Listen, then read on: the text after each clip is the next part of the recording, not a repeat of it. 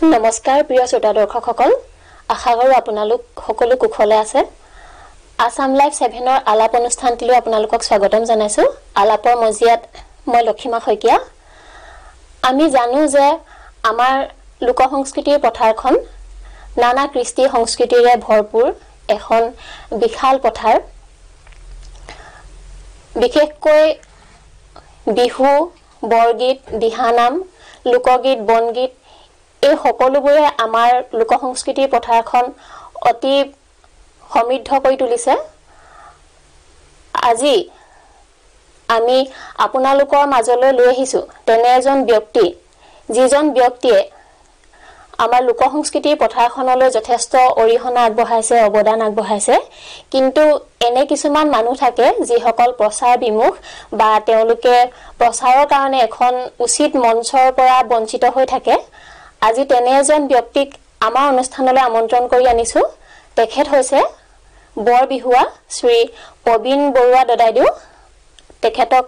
আজি আপোনালোকৰ লগত চিনাকি কৰি দিবলৈ বিচাৰিছো আমি তেখেতৰ লগত বহুত কথা পাতিম আহক প্ৰথমে আমি তেখেতৰ লগত চিনাকি হওঁ দদাইদেউ নমস্কাৰ নমস্কাৰ আপোনাক আমাৰ আলাপ অনুষ্ঠানটিলৈ স্বাগতম জনাইছো ধন্যবাদ মই প্ৰথমতে আসাম নিউজ লাইভ 7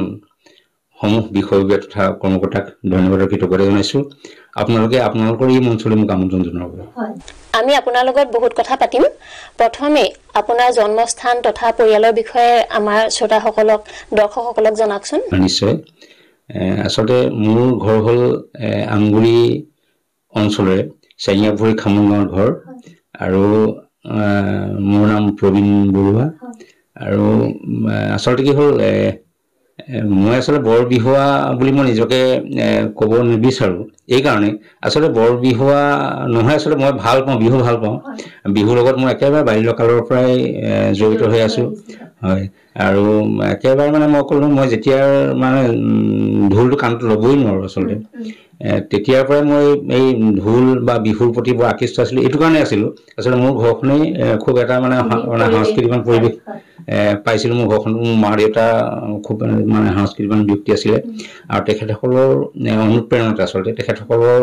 প্ৰায় কিছু কথা মই শিকিছিলো কিছু কথা জানিছিলো আৰু তেওঁলোকৰ পৰাই মই আচলতে এই পথাৰখনত ভৰি লৈ আহিছো আপুনি একেবাৰে সৰুৰে পৰাই মানে বিহুৰ প্ৰতি আকৃষ্ট হৈছিল মই যেতিয়া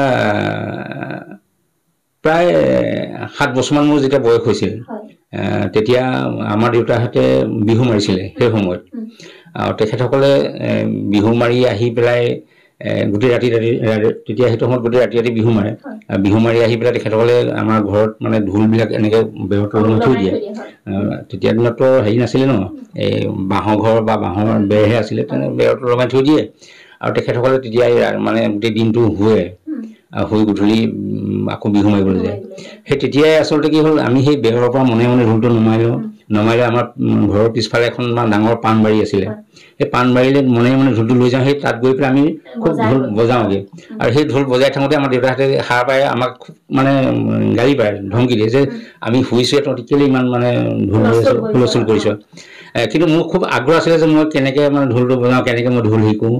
এইটোত মানে খুব মানে হেঁপাহ এটা আছিলে সেই তেনেধৰণে আচলতে বজাই বা তেনেধৰণে শিকি আমি আসলে বিহুৰ প্ৰতি আকৃষ্ট হলো আৰু তাৰ ওপৰত এটা বৰ ডাঙৰ কথা আজি মানে মই দৰ্শকসকলক ক'বলৈ মই ভাল পাম এইটো কাৰণে আসলে সেই সময়ত আসলে ঢোলবিলাক খুব সুলভ নাছিলে আসলে এটা ঢোল সাধাৰণতে আমি চহা মানুহ গাঁৱলীয়া মানুহ এটা ঢোল কিনিবলৈ বা এটা ঢোল মানে চোৱাই ল'বলৈ কিবা কৰিবলৈ আমাৰ সেইটো সময়ত আৰ্থিকভাৱে আমি খুব সচ্ছল নাছিলোঁ আচলতে আৰু সেইকাৰণে আমি কি কৰিছিলোঁ এই যে তামোলৰ ঢকুৱা আমি তামোলৰ ঢকুৱা কাটি আনো চাৰিখন এনেকৈ দুখন এনেকৈ উঠালি কৰি মানে যোগ চিনটোৰ নিচিনাকৈ দি লৈ বান্ধি আকৌ ইখনো তেনেকৈ যোগ চিন নিচিনা দি বান্ধি ইটো মুখত সিটো এনেকৈ ভৰাই লৈ পেলাই সেই তেনেকৈ মানে ঢকুৱা ঢোল মানে ঢোলত আমি ঢোল শিকা আচলতে তেনেকৈ ধৰণে বিহুৰ প্ৰতি আমি মানে হেৰি হৈছিলে মানে আগ্ৰহ যদি থাকে আকৰ্ষণ যদি থাকে তেতিয়াহ'লে আৰ্থিক সমস্যাটো কোনো বাধাৰ সৃষ্টি কৰিব নোৱাৰে আচলতে আগ্ৰহ থাকিব লাগিব হেঁপাহ থাকিব লাগিব আৰু সেই তেনেকেই আমি বিহুৰ প্ৰতি আকৃষ্ট হ'লোঁ আৰু পিছলৈ আচলতে কি হ'ল মই বিহুত একেবাৰে সম্পূৰ্ণভাৱে জড়িত হৈ গ'লো দেউতাহঁতৰ লগত আমি যাওঁ আমি মানে বহাগৰ বিহুত তেখেতসকলে যেতিয়া বিহু মাৰিম তেখেতসকলৰ পিছে পিছে এনেই ঘূৰি ফুৰোগৈ তেখেতসকলে যিবিলাক বিহু গায় এনেই পৰাখিনি গাঁও নোৱাৰাখিনি এনেই হাত চাপৰি বজাই আমি তেনেকৈ থাকোঁ আচলতে ডাঙৰসকলৰ লৈ গৈ আমি তেনেকৈ বিহুৰ প্ৰতি আকৃষ্ট হ'লোঁ আৰু পিছলৈ এনেকুৱা হ'লগৈ এটা সময় এনেকুৱা সময় আহিছিল যে আমাৰ গাঁৱতো আমি তেনেকৈ সৰু ল'ৰাখিনি আমি বিহু মাৰিবলৈ আমি আৰম্ভ কৰিছিলোঁ আৰম্ভ কৰোঁতে তেতিয়া মানে ঢোলটো যদিও মই শিকিছিলোঁ আচলতে আমি ঢকুৱা ঢোলতহে শিকা তামোলৰ ঢকুৱা ঢোলতহে শিকা ঢোলটোতো তেনেকৈ প্ৰকৃত ঢোলটোক আমি কেনেকৈ বজাব লাগে সেইটোতো আমি নাজানিছিলোঁ আৰু নজনাৰ কাৰণে সেই সময়ত মানে কি কৰিছিলে আমাক যিসকলে ঢোল বজাব নাজানে আচলতে তেওঁলোকক কি কৰে নাচনি কৰে আৰু মানে তেওঁলোকে নাচনি হ'ব লাগিব আৰু বাকীসকলে ঢোল বজাই তেওঁলোকে নাচিব লাগিব তেতিয়া পুৰুষসকলে বিশেষকৈ নাচনি কৰি হৈছিলে সেইটোৱে আচলতে বিহুটো এনেকুৱা আচলতে বিহুটো আঞ্চলিক বৈশিষ্ট্য আছে এতিয়া বহু জেগাত আমি দেখা যায় বহুত ঠাইত দেখা যায় জিলা মানে বহু জিলাত আমাৰ শিৱসাগৰ জিলাত সেই সময়ত আচলতে পুৰুষকে মহিলা সজাই লৈ পেলাই বিহু মাৰিছিলে আগতে চোতালে কিন্তু বহু জেগাত আকৌ মানে পুৰুষেই মানে পুৰুষ হিচাপেই তেওঁলোকে নাচিছিলে ধৰা এতিয়া তোমাৰ যদি আমি কওঁ গোলাঘাট জিলা বা এতিয়া মানে যোৰহাট জিলা বা তিতাবৰ এই অঞ্চলত মানে পুৰুষসকলেই পুৰুষ সুলভেই মানে তেওঁলোকে নাছিলে চোলা চুৰিয়া পিন্ধি তেওঁলোকে নাছিলে কিন্তু আমাৰ শিৱসাগৰ জিলাত সেই সময়ৰ পৰাই এই পুৰুষক মানে মহিলা সাজপাৰ পিন্ধাই পেলাই পুৰুষকে আমাৰ মানে বিহু নচোৱা এটা মানে পদ্ধতি আছিল আচলতে পৰম্পৰা আছিল আচলতে শ্ৰোতাসকল এইখিনিতে যদি বৰ বিহুৱাৰ মুখেদি এষাৰ বিহু নুশুনো আপোনালোকে নিশ্চয় বেয়া পাব নহয় জানো আহক আমি প্ৰবীণ দাদাইদেউৰ মুখেৰে এষাৰ বিহু নাম শুনো ঠিক আছে বিহু নাম আচলতে বৰ্তমানৰ বিহু নাম আৰু আগৰ বিহু নাম কিছু পাৰ্থক্য আছে আচলতে সেইকাৰণে মই সেই আগৰ যি বিহু নাম আমাৰ দেউতাহঁতৰ মুখত আমি যি নাম শুনিছিলোঁ আচলতে পুৰুষক যেতিয়া নাচনি সজাই লৈ পেলাই যি বিহু নাম গাইছিলে তেতিয়া আচলতে পুৰুষক সম্বোধন কৰিছিলে সোণটি সাদৰ মইনা এনেধৰণে সম্বোধন কৰি পেলাই বিহু নামবিলাক গাইছিলে ঠিক তেনেধৰণৰ এষাৰ বিহু নাম মই গাই শুনিছোঁ দেই তেতিয়া গাইছিলে সোণটি সাদৰ এচটিবা আখৰ এচটিবা আখৰ মৰমতে কোলা লয়ে মইনা মৰমতে কোলা লওঁ সেইটো মানুহৰ অহিলা মাঘত দিয়া আহলা মাঘত দিয়া আহলা মূৰে বাৱে চকু লৰে মইনা মূৰে বাৱে চকু লৰে ৰামূৰে মনে মনে এনে ভলা গিছে এনে ভলা গিছে জানো বা কোনোবা হৰে মইনা জানো চা কোনোবা হৰে সেই তেনেকুৱা ধৰণৰ বিহু নামবিলাক আগতে আছিলে এতিয়া যিহেতুকে মহিলাক নচোৱাই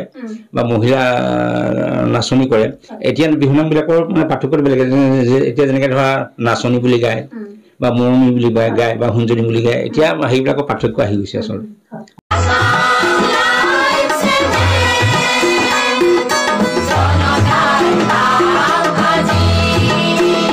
দাদাদেউ আপুনি কৈছে যে আপুনি একদম সৰুৰে পৰা দেউতাৰ লগত বিহুলৈ গৈছে যে তেতিয়া বিহু আৰু এতিয়া বিহুৰ মাজত কিবা পাৰ্থক্য আছে নেকি আচলতে কি হ'ল বিহু বুলি ক'লে গোটেই বস্তুটোৱে অলপ বেলেগ ধৰণৰ আচলতে বিহু আমি আচলতে এটা শব্দত আচলতে বিহু নহয় আচলতে আগতে এটা পৰম্পৰা আচলতে বিহুৰ দুটা ভাগত বিভক্ত কৰা আছে মানে এটা হ'ল মানে হুঁচৰি আৰু এটা হ'ল মুকলি বিহু আচলতে হুঁচৰি আৰু মুকলি বিহু পাৰ্থক্য আছে হুঁচৰিত আচলতে ঘোষাপদ জুৰি পেলাই হুঁচৰি জুৰি গৃহস্থ মানে গৃহস্থ চোতালে এটা আগত পৰম্পৰা আছিলে যে প্ৰতি গাঁৱতে হুঁচৰি মৰা প্ৰথা আছিলে আৰু তেখেতসকলে তেতিয়া কি কৰিছিলে গাঁৱৰ যিজন মানে মেধি থাকে মুখিয়াল থাকে বা মেধি থাকে বা মৌজাদাৰ থাকে তেখেতসকলৰ ঘৰৰ পৰা আগতে বিহু আৰম্ভ কৰিছিলে আৰু তেখেতৰ ঘৰৰ পৰাই বিহু আৰম্ভ কৰি গোটেই গাঁওখন ধনী দুখীয়া বুলি কথা নাছিলে আচলতে ধনী দুখীয়া উচ্চ নিচ বুলি কথা নাছিলে সকলো ঘৰে ঘৰে মানে হুঁচৰি গোৱা প্ৰথা আছিলে পৰম্পৰা আছিলে তেতিয়া কি হৈছিলে আচলতে এই গৃহস্থ চোতালত হুঁচৰি জোৰোতে তেতিয়া সেই সময়ত মানে গাইছিলে হে ধন কলিয়া মোহন বলিয়া দয়াঙৰ আলিয়ে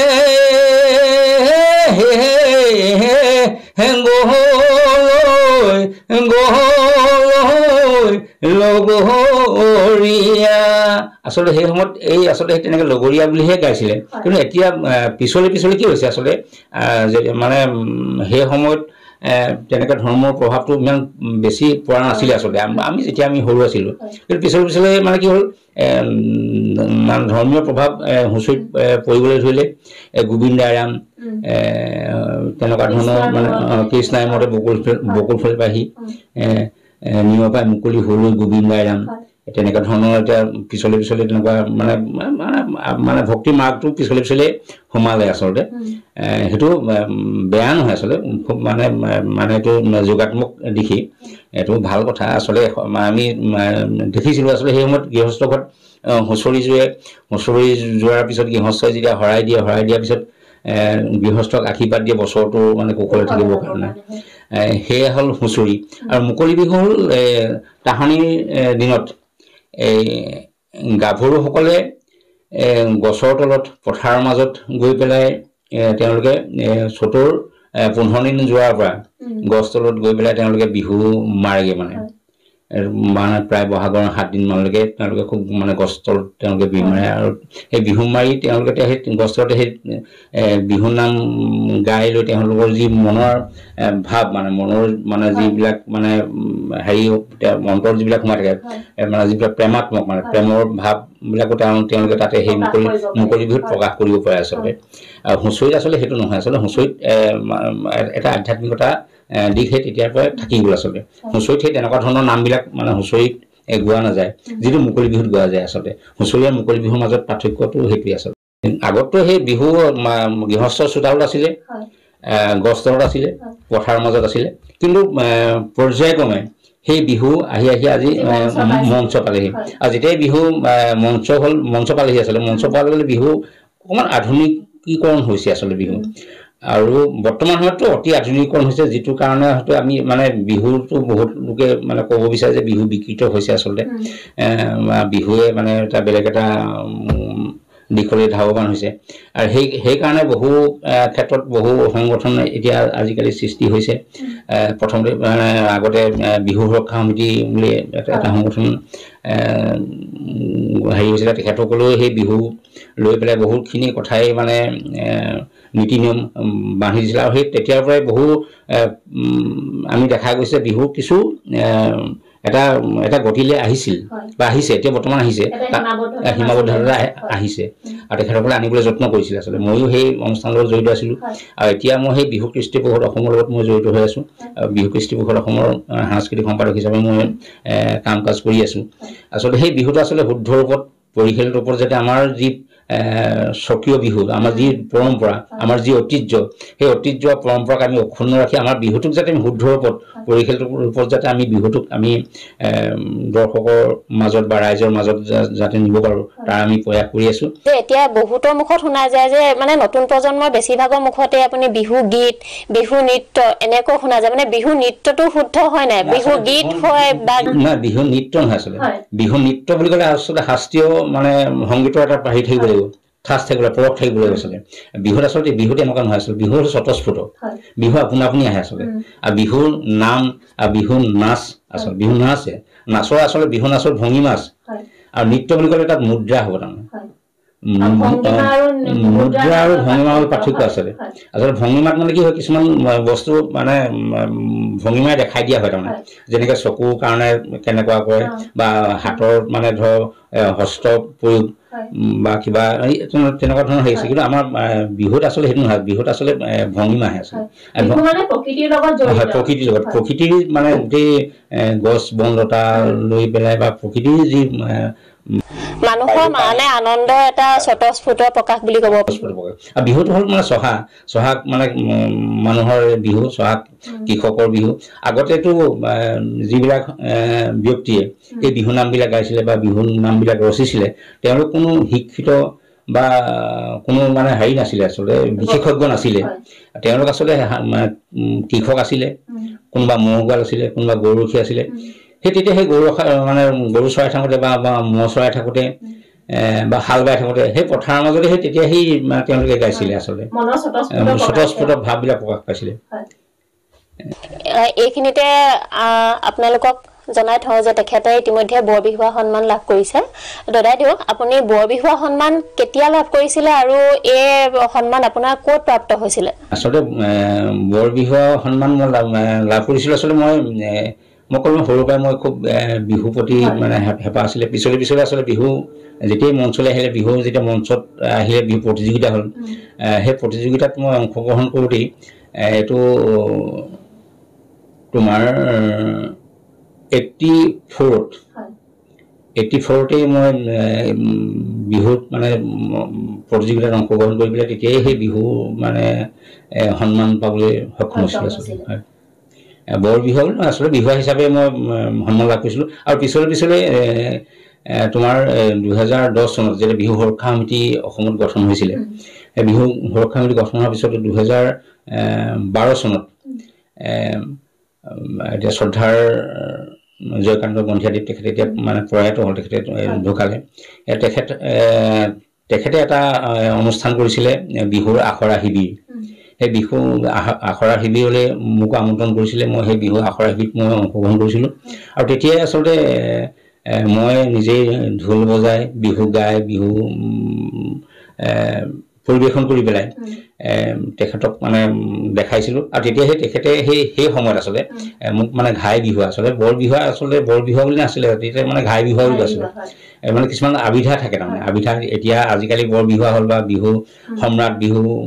এনেকুৱা ধৰণৰ এটা আবিধা কিছুমান ওলালে আছিলে সেই মানে আচলতে ঘাই বিহুৱা বুলিহে আছিলে বা বৰবিহুৱা বুলি আছিলে সেই তেতিয়াই মই আচলতে সেই তেনেকুৱা এটা আবিধা পাবলৈ সক্ষম হৈছিলোঁ আচলতে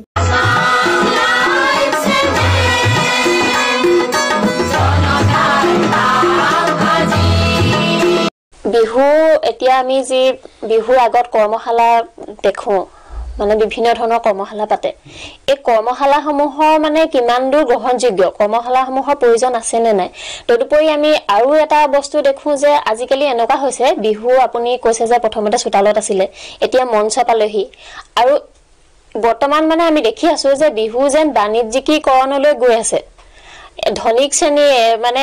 আগতে যি চোতাল বিহু আছিলে সেই চোতাল বিহু এতিয়া গাঁৱে গাঁৱে ঘৰে ঘৰে মানে নমৰা হ'ল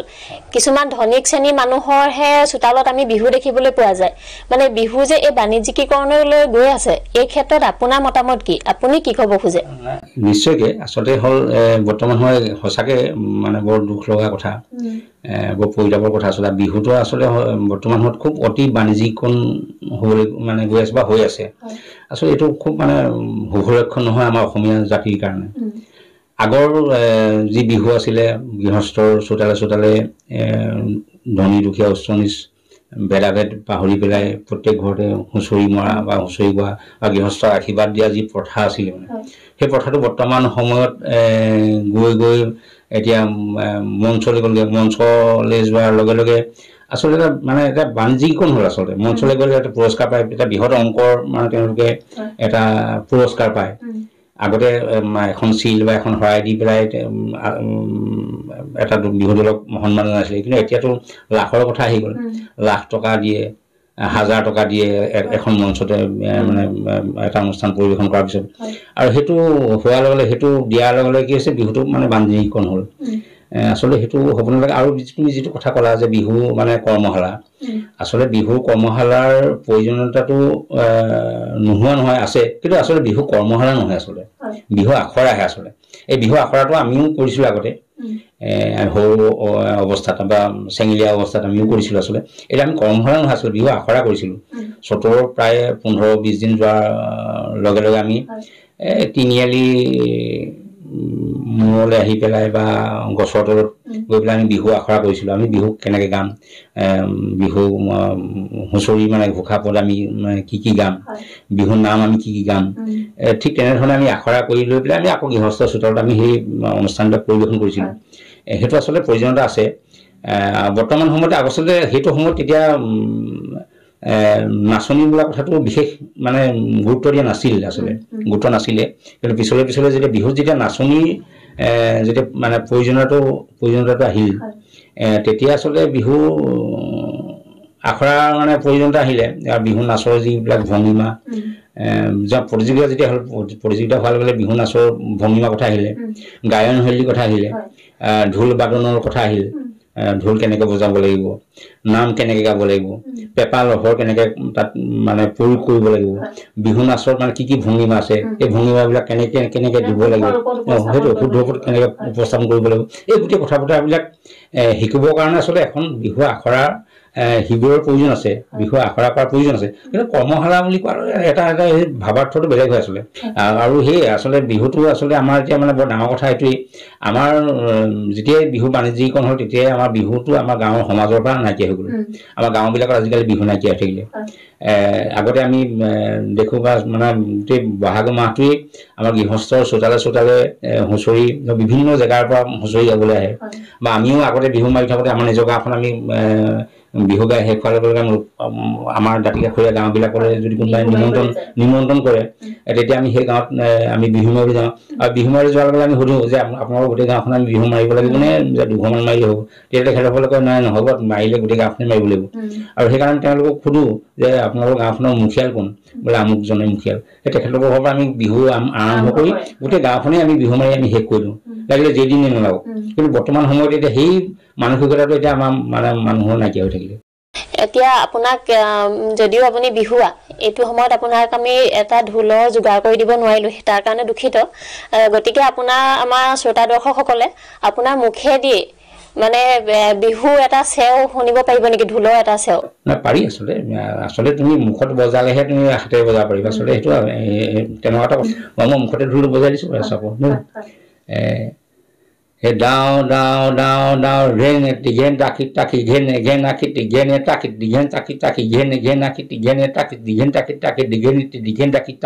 ta ren tigen taki gen akit gen taki digen taki gen akit gen taki digen ta ren taki digen taki digen again ধন্যবাদ দাদাইদেউ আমি গম পাইছো যে আপুনি বিহুৰ বাহিৰেও দিহানামৰ বিচাৰক হিচাপে আপুনি বহিছে বা আপুনি দিহানামৰ এজন পৰিৱেশক এই বিহু আৰু দিহানাম মানে সম্পূৰ্ণ বেলেগ বস্তু ধৰক বিহু এটা ৰোমাঞ্চৰ লগত বা বিহু এক মানে স্বতঃস্ফূৰ্ত আনন্দৰ লগত জড়িত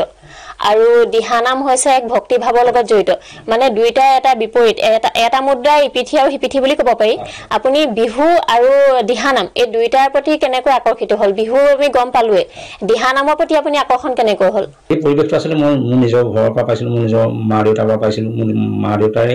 আধ্যাত্মিক মানে বিহু দেউতা বিহুৰ যেনেকৈ জড়িত আছিলে এই আধ্যাত্মিক দিশৰ লগত তেনেকৈ জড়িত আছিলে আৰু সেই তেখেতলোকৰ পৰাই মই সেই অনুপ্ৰেৰণা পাইছোঁ মই আগতে কৈছোঁ তেখেতসকলে খুব সুন্দৰভাৱে আগতে নামঘৰত নাম পৰিৱেশন কৰিছিলে নাম গাইছিলে আৰু ময়ো তেতিয়া সেই সময়ত বাল্যকালৰ পৰা তেখেতসকলৰ লগত নামঘৰলৈ গৈছিলোঁ নামঘৰলৈ গৈ তেখেতসকলৰ লগত তেখেতসকলে নাম গাই তেতিয়া মই নেগেৰা বজাব লাগিছিলোঁ তেখেতসকলৰ নেগেৰা বজাই মই তেখেতসকলৰ লগত নাম গাইছিলোঁ আৰু সেই তেনেকৈ আচলতে এই নামৰ প্ৰতি মই আকৃষ্ট হ'লোঁ আৰু পৰ্যায়ক্ৰমে আচলতে পিছলৈ মই এটা সময়ত আমাৰ সকলোৱে পৰিচিত মোৰ ভাতৃপ্ৰতিম কমলা গগৈ যাক আমি দিহা সম্ৰাট বুলি কওঁ যাৰ মানে গুণৰ মানে কোনো হেৰি নাই আচলতে এইটো আচলতে প্ৰকাশ কৰিব নোৱাৰি ইমানেই তেওঁ মানে এজন মানে আধ্যাত্মিক দিশত ইমানেই এজন মানে গণমান্য ব্যক্তি তেওঁৰ লগত মই বহু বছৰ তেওঁলোকৰ সেই আধ্যাত্মিক দিশ মানে লগত জড়িত হৈ পেলাই তেখেতৰ লগত গৈ মই বিভিন্ন জেগাত দিহানাম পৰিৱেশন কৰিছিলোঁ তেখেতৰ লগত মই বহুত জেগাত দিহানাম গাইছিলোঁগৈ সেই তেনেকৈ আচলতে মোৰ দিহানামৰ প্ৰতি আকৃষ্ট হ'ল বা দিহানাম মই পৰিৱেশন কৰিবলৈ ধৰিলোঁ আৰু পিছলৈ সেই অনুষ্ঠানবিলাকতে মানে ৰাইজে মোক দেখি পিছত এই যেতিয়া দিহানাম যে প্ৰতিযোগিতালৈ আহিল সেই প্ৰতিযোগিতাত সেই বিচাৰ কৰিবলৈ মোক আমন্ত্ৰণ জনালে আছে এইখিনিতে আপোনাৰ পৰা এষাৰি দিহানাম শুনিলোঁ মই ঠিক আছে মই এষাৰ যি পৰম্পৰাগত যি দিহা আচলতে আমি দিহা বুলি ক'লে আমাৰ মানে বহু ধৰণৰ আমি দিহা আছে বৰ দিহা সৰু হোৱা দিহা আমাৰ যি পৰম্পৰাগত মানে দিহানাম পৰম্পৰাগত দিহানাম এফাকি মই এনে আওৰাই দিছোঁ ভায় ৰাম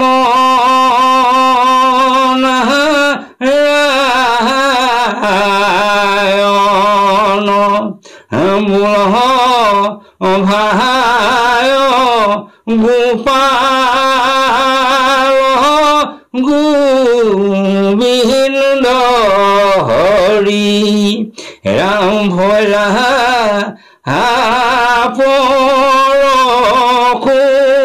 পৰশুৰাম নামে কাৰ ভায় ৰাম নাৰায়ণ বোল ভায় গোপাল গোবিন্দ। আপুনি দিহানামৰ বিচাৰক হৈছে কেতিয়াবা আমি দেখোঁ যে আমি মানে দৰ্শকে দেখোঁতে আমি ভালেই দেখোঁ মানে এটা দিহানামৰ দলে ধৰক নাম গাইছে আমি ভালেই দেখোঁ বা আমি ভালেই শুনো কিন্তু বিচাৰকসকলৰ দৃষ্টিত মানে ত্ৰুটিপূৰ্ণ হয় তেওঁলোকৰ দৃষ্টিত কিবা এটা অশুদ্ধ থাকে মানে এই নীতি নিয়ম সম্পৰ্কে আপুনি চমুকৈ ক'ব নেকি? সেইটো আচলতে কি হ'ল আচলতে দিহানামটো হ'ল এটা আধ্যাত্মিক অনুষ্ঠান এটা আধ্যাত্মিক অনুষ্ঠান পৰিৱেশন কৰিবলৈ যাওঁতে আমি আচলতে যিহেতুকে আমি যদিও মঞ্চত দিহানাম পৰিৱেশন কৰা হয় এই মঞ্চকে আমি মানে এটা মানে আমি যদি ভাবি লওঁ যে আমি এভাগ নামঘৰতে সোমাইছোঁ আমি নামঘৰলৈ সোমালে আমি প্ৰথমতে আমি কেনেকৈ ধৰণে সোমাব লাগিব আৰু সোমাই লৈ আমি প্ৰথমতে কি কৰিব লাগিব তাৰপিছত আমি আসনভাগ কেনেকৈ ল'ব লাগিব আমি কেনেকৈ আসনত বহিব লাগে বহাৰ লগে লগে আমি নামষাৰ গোৱা আগমুহূৰ্তত আমি কিখিনি কৰিব লাগে এই গোটেই নিয়ম নীতিখিনি আচলতে এই নিয়ম নীতিখিনি যিয়ে শুদ্ধকৈ কৰিব পাৰে আৰু তাৰ লগতে যি গায়ন শৈলী সুৰ সঞ্চাৰ এই গোটেই কথা বতৰাখিনি আমি নিৰীক্ষণ কৰোঁ আচলতে আৰু তাৰ ওপৰত ভিত্তি কৰি আমি তেওঁলোকক মূল্যাংকন কৰোঁ সেই মূল্যাংকন কৰাৰ ভিত্তিতে তেওঁলোকে মানে প্ৰথম দ্বিতীয় বা তৃতীয় স্থান পাবলৈ সক্ষম হয় কিন্তু বহু টিমক বা দলক দেখা যায় তেওঁলোকে আচলতে কিছুমান নীতি নিয়ম তেওঁলোকে পালন নকৰে নকৰিলৈ আৰু কিছুমান মানে গায়ন শৈলীও তেখেতসকলৰ মানে যি আমাৰ যি পৰম্পৰাগত সুৰ সঞ্চাৰ পৰম্পৰাগত যি ঘোষাৰ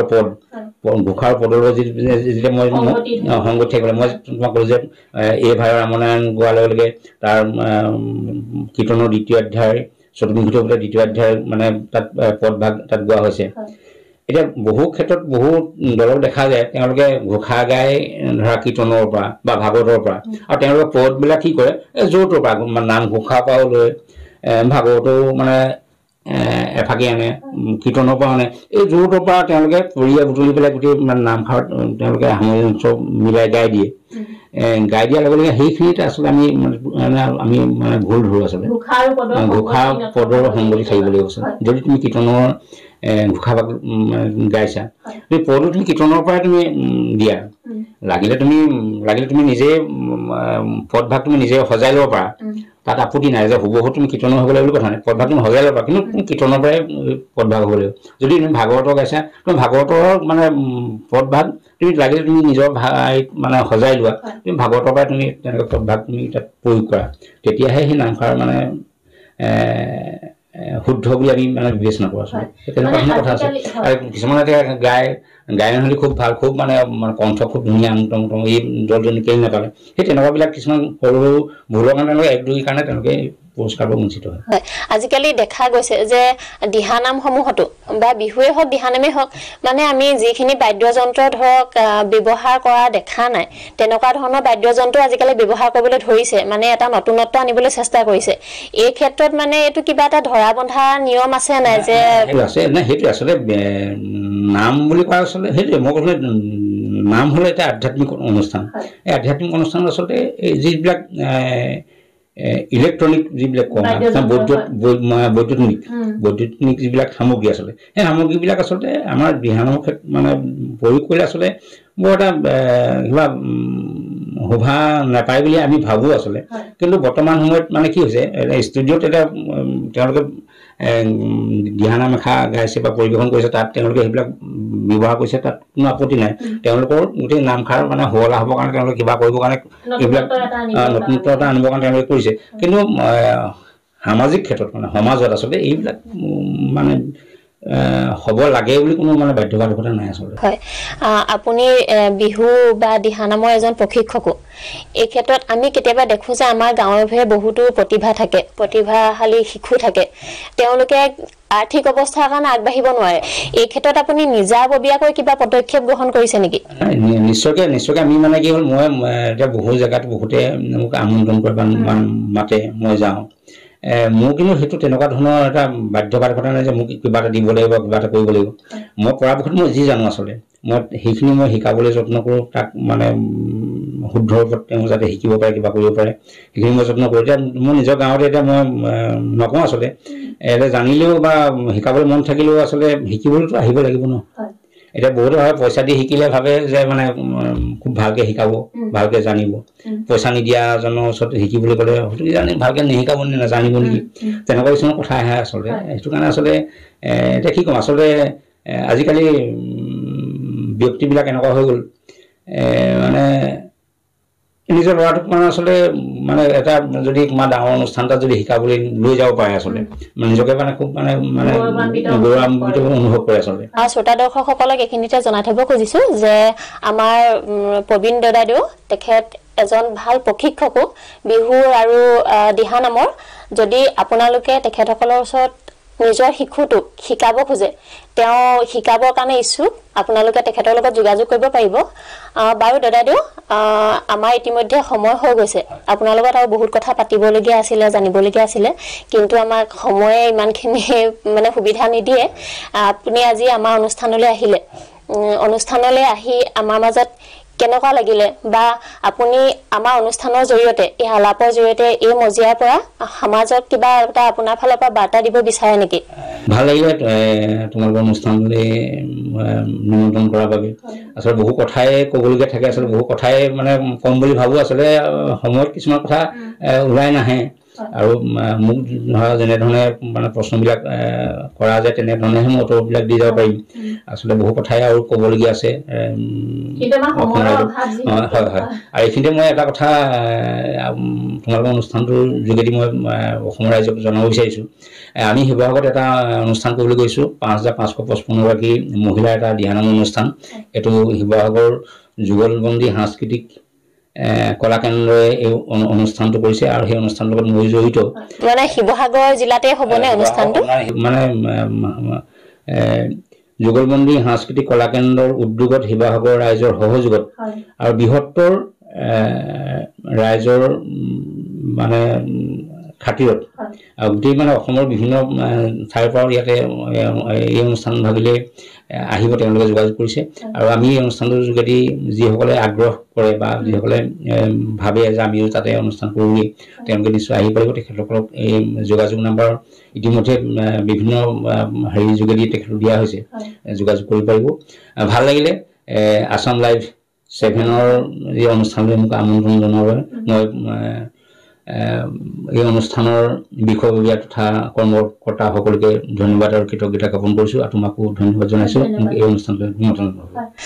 শ্ৰোতা দৰ্শকসকল আজি প্ৰবীণ দাদাৰ লগত কথা পাতি কেনেকুৱা লাগিলে আপোনালোকৰ অনুভৱ জনাব আমি আজি অনুষ্ঠান ইমানতে সামৰণি মাৰিছোঁ নতুনকৈ এজন অতিথি লৈ পুনৰ আপোনালোকৰ মাজলৈ ঘূৰি আহিম ধন্যবাদ নমস্কাৰ